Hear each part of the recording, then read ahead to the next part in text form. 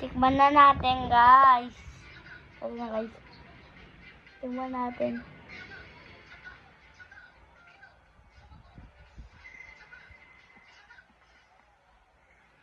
Ano guys?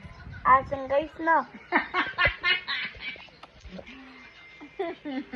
Ito na yung ang mami ko. Guys, na yun.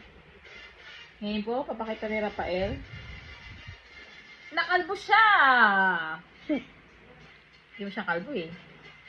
Tell me guys, send like and comment if he is handsome or not in his haircut.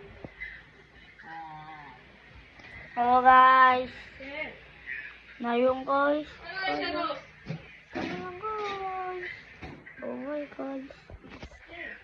Ngayon na, guys. Bye-bye. See you tomorrow, guys.